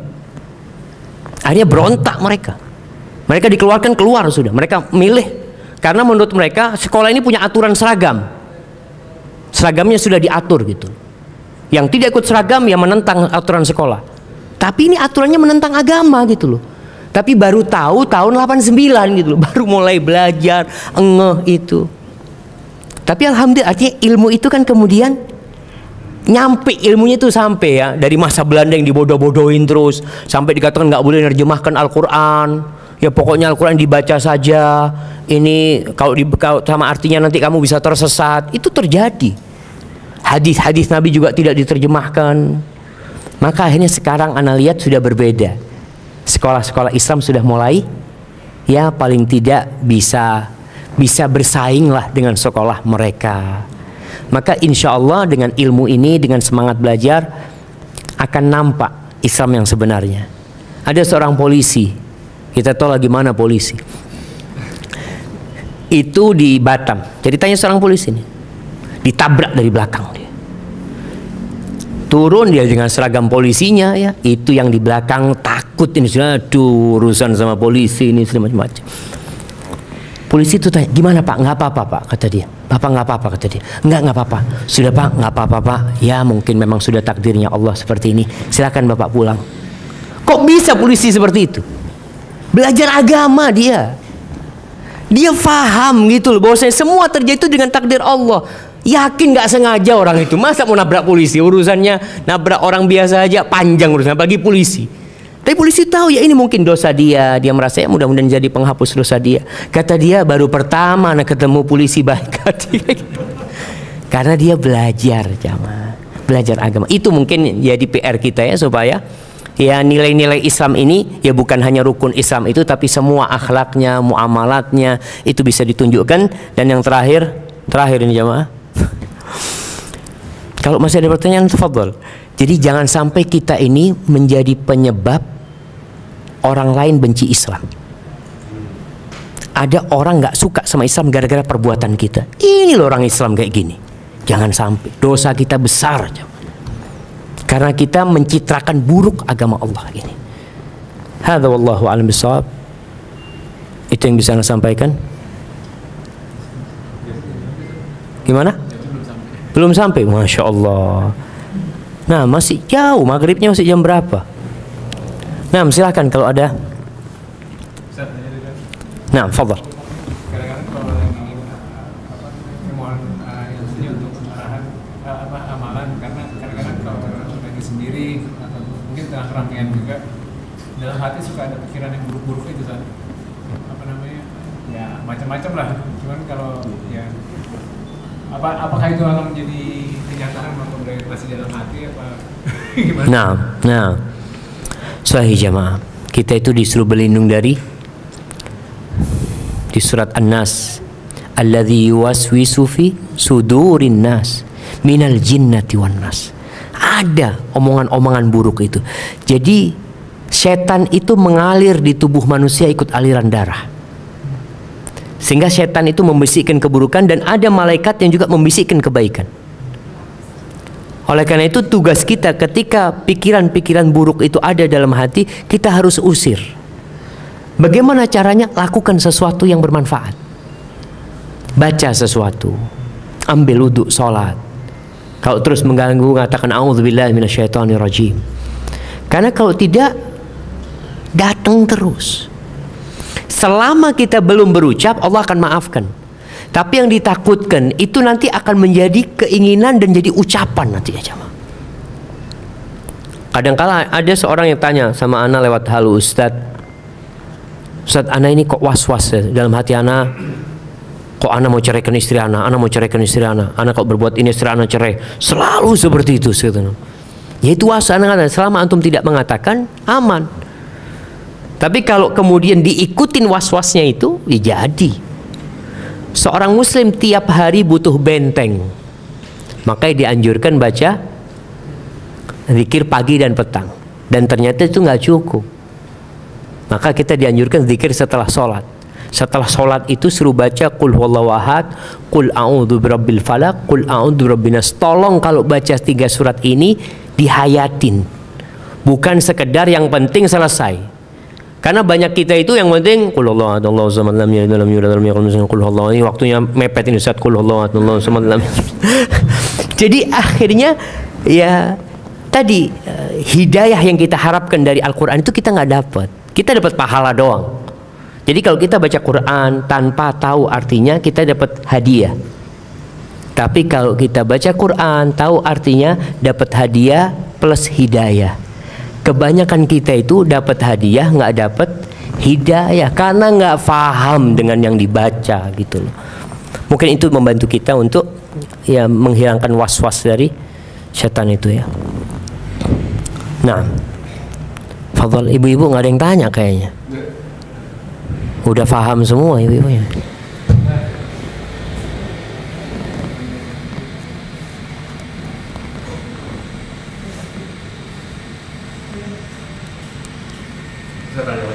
Nah, apa namanya, satu hal saya tuh belum tahu banyak mengenai aliran Syiah. Kenapa sih kok Syiah itu masih diperbolehkan juga ya haji ya? Nah, itu. Apakah itu dianggap sebagai agama Islam juga atau tidak? nah, subhanallah. Iya. Jadi kalau bicara Syiah, Rasul sallallahu alaihi wasallam itu menyampaikan bahwasanya umat Islamnya akan berpecah belah menjadi 73 golongan. Semuanya di neraka kecuali satu. Jadi yang 72 ini diantaranya Syiah. Dia termasuk dari umat Islam. Namun ada Syiah yang sudah keluar dari Islam. Jadi Syiah ini juga bersekte-sekte. Banyak mereka. Memang sekte yang paling banyak sekarang itu sekte Itsna Asyariyah. Sebagian ulama itu sudah mengkafirkan mereka. Karena mereka sudah mengkafirkan Abu Bakar, mengkafirkan Umar bin Khattab ya. Tapi kalau secara umum mereka masuk dalam umat Islam gitu loh. Sehingga kita nggak tahu mana yang sampai kafir ya, mana yang belum kafir. Sehingga ketika orang Iran berangkat ke Mekah untuk berhaji, berangkat dari Iran itu tidak semuanya Syiah. Sebagian itu sunnah, tapi harus ikut travel Syiah. Karena kan travel yang berkuasa Syiah. Jadi akhirnya orang-orang Sunni itu banyak di Iran itu. Banyak sekali, bahkan orang-orang Kurdi itu rata-rata Sunni. Suku Kurdi. Cuma kan mau nggak mau dia harus lewat pemerintahan. Dia harus, maka Saudi ketika memperbolehkan itu melihat maslahatnya, tentunya di sana banyak orang-orang Sunni. Kalau dilarang semua orang Iran, Orang Sunni termasuk yang nggak bisa haji akhirnya. Padahal haji termasuk rukun Islam buat mereka. Jadi kalau bicara orang Syiah, memang yang banyak ya Syiah yang sudah mengkafirkan Abu Bakar, mengkafirkan Umar, mengkafirkan Utsman, mengkafirkan Aisyah ya. Bahkan ada Syiah yang mengatakan Jibril salah ngasih wahyu. Sampai seperti itu. Na'udzubillah ya agama mereka itu ya. Barakallahu. Jadi seperti itu. Nah, silahkan. Kayaknya mic-nya balik lagi nih. Baru pegang aja. Waalaikumsalam warahmatullahi wabarakatuh.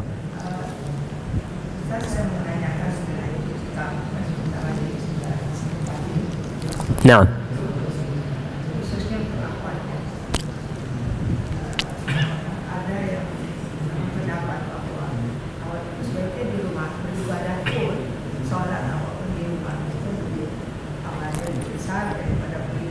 ke masjid.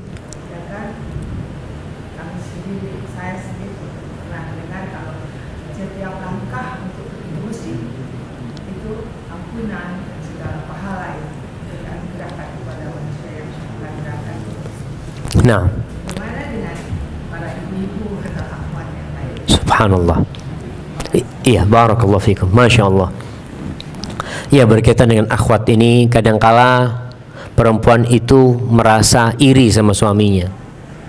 Enak kamu ke masjid dapat 27 ya, langkahnya dihapuskan dosa, diangkat derajatnya, sedangkan aku di rumah. Subhanallah. Ternyata sholatnya perempuan di rumah itu lebih afdol daripada dia ke masjid. Jadi kalau perempuan ini ke masjid, dia akan dapat pahala seperti suaminya. Tapi kalau di rumah lebih mulia dari yang dia didapat oleh suaminya. Buat wanita ini sebenarnya. Itu kata Nabi SAW, salatul mar'ati fi baita khair. Itu lebih baik salat perempuan di rumah daripada di masjid. Lebih baik. Jadi bukan sama. Namun Rasul SAW melarang para suami atau para orang tua melarang anaknya ke masjid. La tamna'u ima Allah masajidallah. Jangan dilarang hamba-hamba perempuan Allah itu dari masjid-masjid Allah. Nggak boleh suami, nggak boleh ke masjid, dosa dia. Karena dia hamba Allah dan rumah Allah itu juga milik dia. Dia boleh ke rumah Allah SWT. Hanya Nabi SAW memberikan arahan di rumah lebih baik. Adapun untuk iktikaf, mana yang lebih utama? Di rumah atau di masjid?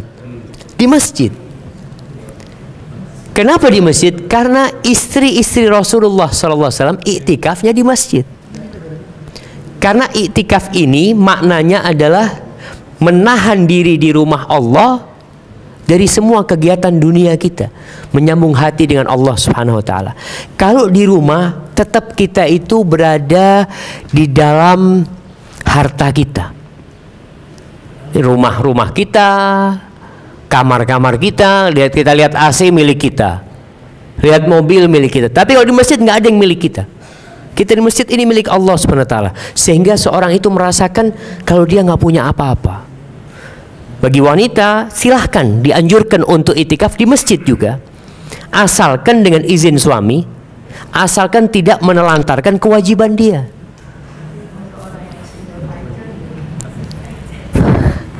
Ya kalau memang tidak bisa, tidak punya suami silahkan berangkat. Tapi kan dia punya tanggung jawab kalau dia punya anak. Artinya jangan sampai dia menelantarkan tanggung jawab dia kalau dia punya anak. Istri-istri Nabi SAW itu rata-rata nggak punya anak. Jadi untuk itikaf itu mudah. Suaminya juga itikaf. Nabi itikaf, dia mau itikaf ya kumpul sama suaminya. Namun pernah suatu hari Rasul SAW itu, jadi itikafnya perempuan itu pakai tenda di dalam masjid, tenda kecil-kecil.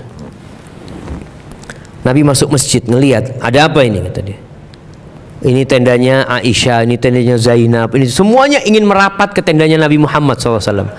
Kata Nabi SAW, oh kalian ingin kebaikan, kata dia, bongkar semua tendanya. Nabi akhirnya nggak itikaf pada waktu itu, karena itikaf sudah jadi sarana untuk kecemburuan istri-istri Nabi. Jadi mereka malah kepingin dekat sama Nabi, walaupun itikaf nggak apa-apa lah, tendaku paling dekat sama Nabi atau apa ya. Jadi itikaf sejatinya bagi perempuan yang mungkin anaknya sudah bisa ditinggal, mungkin dia sudah sepuh ya, anak-anaknya, suaminya sudah nggak ada, ya silahkan dia itikaf untuk merasakan itikaf di rumah Allah Subhanahu wa taala dan paling tidak dalam seumur hidup sekali lah, supaya bisa meraih Lailatul Qadar ya. Iktikaf kalau bisa ya 10 hari full. Kalau nggak bisa malam-malam ganjil. Kalau nggak bisa ya iktikaf malam harinya saja. Baru aja saya dengar bahwa kita kalau iktikaf itu sebaiknya tidak keluar dari masjid itu. Sebaiknya jadi digunakan semaksimal mungkin. Kan kalau kita bekerja, sudah kerja, dan pulang kerja baru Ke masjid, nah. tidak ada artinya. Nggak, iktikaf yang sempurna itu memang dari malam 21 sampai malam takbiran. Itu yang sempurna. Nggak bubar. Nabi Muhammad SAW full di sana. Itu kalau mampu. Makanya kalau nggak mampu malam ganjilnya. Karena harapan Lailatul Qadar di malam ganjil itu lebih besar. Jadi malam 21 kita maghrib buka di masjid, udah nggak pulang. Kecuali habis subuh. Kita mungkin memang mau kerja, berangkat. Malam-malam ganjilnya. Makanya ibu-ibu ini tolong 10 hari terakhir ini tidak sibuk dengan kue lebaran. Artinya bilang sama suaminya udah beli aja lah. Nggak usah bikin kue. Oh enggak, ini lebaran spesial. Iya, ada Lailatul Qadar yang lebih spesial. Nanti untuk makanan kita bisa setelah Idul Fitri itu nanti nggak puasa sampai Ramadan lagi 11 bulan gitu. Artinya berusaha untuk memanfaatkan 10 hari terakhir ini untuk ibadah. Bagi yang di rumah silahkan, ibu-ibu yang nggak itikaf di masjid, dia punya musola, sudah hampar sejadahnya di situ, taruh Qur'annya, dia sholat. Kalau mungkin nggak hafal Quran, boleh sholat tahajud dengan pegang Quran, silahkan dipegang. Karena selama ini sholat tahajud mungkin ya 20 menit selesai. Coba sekarang dengan pegang Quran bisa lebih panjang lagi, mungkin 1 rakaat 1 juz ya. Nah bisa dicoba lah jamaah.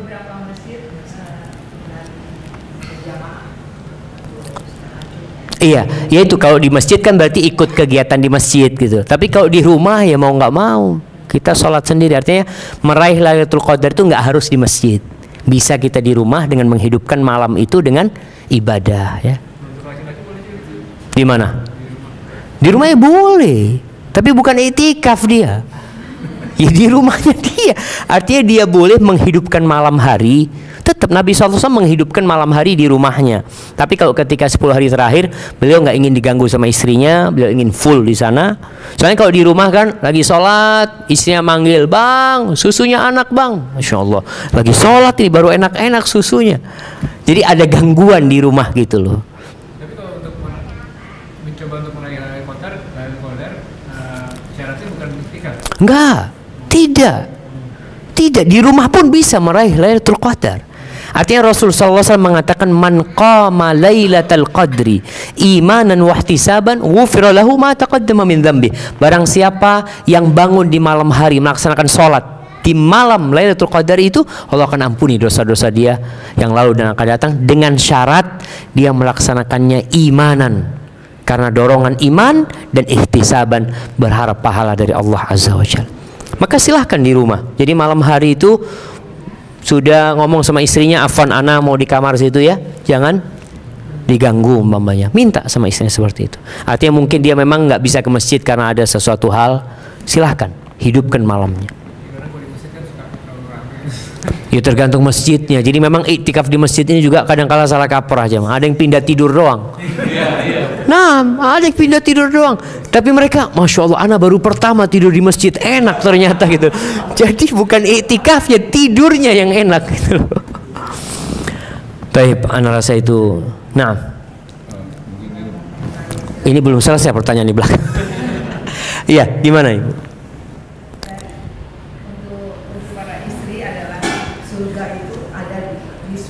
Nah, iya. Sekarang kalau ada suami yang melarang istri untuk bertemu dengan keluarga istri, itu bagaimana Ustaz? Masya Allah.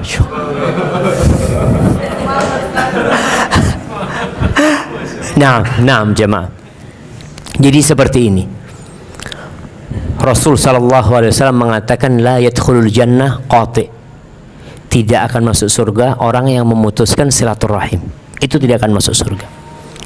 Kemudian di hadis yang lainnya Rasul sallallahu alaihi wasallam menjelaskan bahwasanya amalan hamba itu diangkat setiap hari Senin dan Kamis. Pada hari itu Allah ampuni semua dosa hamba kecuali dua orang. Yang pertama orang musyrik, yang kedua orang yang menyimpan dendam dengan saudaranya. Itu Allah tidak akan ampuni. Jadi sampai kapanpun tidak akan diampuni dosa dia selama dia masih menyimpan dendam sama saudaranya. Terus kalau bicara dalam kehidupan rumah tangga, ada suami melarang istri berjumpa dengan keluarganya. Apa sebenarnya alasannya? Jadi memang ada, Anda berjumpa dengan beberapa orang, beberapa suami, Anda tanya kenapa antum larang istri antum mama ketemu sama orang tuanya? Ustadz, kalau dia ketemu sama orang tuanya ke rumah Ana itu, hari itu Ana berantem sama dia, Ustadz. Jadi dia di rumah keluarganya ini dikomporin, Ustadz, sama keluarganya. Makanya akhirnya Ana melarang. Jadi kalau larangan itu untuk maslahat nggak apa-apa, tapi tidak boleh memutuskan. Artinya tetap harus menyalin sana, cuma mungkin tidak sering-sering ya, tidak bermalam. Karena salah satu bentuk suami ini bersyukur kepada keluarganya, istri. Dia kan dikasih anaknya udah. Seharusnya dia bersyukur lah, terima kasih. Walaupun ya mungkin dia tidak cocok sama mertuanya, dia tidak cocok sama kakaknya atau apanya, tetap tidak boleh memutuskan silaturahim. Mungkin perlu dijadwal aja berkunjungnya kapan ya, nggak boleh lama-lama di sana, nggak boleh bermalam. Yang dosa itu kalau memutuskan sama sekali. Tapi kalau suami mengatur karena ada maslahat, maka nggak apa-apa dalam Islam seperti itu. Barakallahu fikum. Dan pertanyaan terakhir. Ini berkaitan dengan puasa, Ustaz. Saya pernah dengar bahwasanya Nabi itu pernah melakukan puasa wisol, Nah, yaitu puasa yang dilakukan buka dengan sahurnya itu sama dari waktu. Jadi waktu buka seperti kita itu iftarnya tidak gitu. Jadi dia bukanya pakai sahur. Apa itu secara fikih tidak bertentangan? nah, iya. Rasul sallallahu alaihi wasallam itu melakukan puasa wisol. Nyambung sampai 2 hari, sampai hari ketiga. Jadi bukan sampai sahur, tapi 3 hari nggak makan. Rasul sallallahu alaihi wasallam. Nabi alaihi wasallam melakukan itu, sebagian sahabat niru. Nabi melarang. Nabi mengatakan kepada para sahabatnya, "Inni abitu yut'imuni rabbi wa yasqini." Aku ini bermalam dalam kondisi Allah kasih makan dan minum sama aku. Ibnu Qayyim menjelaskan bukan Nabi makan dan minum, tapi keimanan beliau, kelezatan iman itu yang menyebabkan beliau merasa kenyang, tidak butuh makan dan minum. Akhirnya Rasul SAW melihat para sahabatnya maksa untuk ikut, Nabi larang, nggak boleh wisol. Tapi di akhir itu Nabi membolehkan. Nabi mengatakan, man kana muwasilan falyuwasil ila sahar. Barang siapa yang ingin puasa wisol, maka boleh sampai sahur saja, nggak boleh sampai hari esoknya. Tapi dia hanya memundurkan berbukanya. Berbukanya di waktu sahur itu diperbolehkan. Karena memang ya ada sahabat yang melihat Nabi melakukan itu, masa kami nggak melakukan. Akan tetapi di sisi lainnya Nabi SAW menganjurkan untuk mensegerakan berbuka. Jadi termasuk sunnah itu mensegerakan berbuka dan mengakhirkan sahur. Tapi kalau ada orang yang ya anak kok malas makannya, anak mau lanjutlah sampai sahur, diperbolehkan sama Nabi Muhammad SAW sampai sahur. Nabi menikmatin munajatnya sama Allah Azza wa Jal, nggak mikirin makan. Kita gimana? Kita mau sahur, mau buka aja setengah jam sudah duduk di meja makan. Kita kan nggak menikmatin puasa kita. Kadang-kala kita belum merasakan nikmat. Bahkan yang ada itu tadi mau berbuka itu pas adzan. Bahkan dipegang kurmanya itu sudah diputar-putar ya, dia lihat ya, dia celup, dia nunggu. Artinya dia belum bisa menikmatin puasanya. Bahkan ada yang kerjanya ngeliatin jam. Berapa menit lagi nih? Terus seperti itu. Makanya usahakan ketika kita mau berbuka itu jangan di meja makan lah. Kita mau berbuka itu sudah di atas sejadah kita sambil, kan doanya orang yang berpuasa mustajab. Kita berdoa, ketika azan ya sudah berdoa, lanjutkan sedikit terus berdiri. Bukan maksudnya mensegerakan berbuka itu pas azan langsung masukkan ke mulut. Ya enggak. Artinya ya berbuka ketika waktunya gitu loh. Telat 5-10 menit itu tidak termasuk mengakhirkan berbuka gitu loh. Mengakhirkan berbuka itu ya tadi sampai isya, sampai kapan. Tapi kalau antum cuma beberapa menit telat itu ya nggak apa-apa, itu tidak termasuk menunda-nunda berbuka. Apalagi kalau alasannya memang sedang nikmat berdoa. Kan ada orang yang tenggelam dalam doanya, kemudian dia terus ya orang ayo buka, ini sudah tunggu dulu, belum selesai doanya itu loh. Orang jadi kalau telat-telat segitu tidak termasuk yang mengakhirkan berbuka, enggak. Insya Allah enggak masalah karena waktunya masih dekat gitu ya. Seperti itu. Jadi itu kalau yang wisol. 1 hari, 2 hari sampai 3 hari enggak berbuka, apa yang itu yang disebut jahar? Yang disebut jahar, puasa jahar. Puasa jahar. Nggak tahu ya, tapi itu disebut wisol sebenarnya. Itu disebut wisol. Nabi Muhammad SAW untuk dirinya beliau melakukan, tapi untuk umatnya beliau melarang. Puasa wisol itu. Yang diperbolehkan kalau mau wisol sampai sahur aja. Ini 24 jam. 24 jam lah, 24 jam seperti ini. Dan sebenarnya saudara-saudara kita di Rusia sana puasanya 22 jam mereka jamaah. Jadi mereka berbuka sahur sudah. Jadi subhanallah. Baik, ana cukupkan di sini jamaah. Hadza wallahu a'lam bishawab. Kalau yang ana sampaikan benar itu dari Allah Azza wa Jal. Kalau ada yang salah dan kurang berkenan itu dari diri ana pribadi. Allah dan Rasulnya terbebaskan dari kesalahan itu. Subhanakallahumma bihamdika asyhadu an la ilaha illa anta astaghfiruka wa atubu ilaik. Wassalamualaikum warahmatullahi wabarakatuh.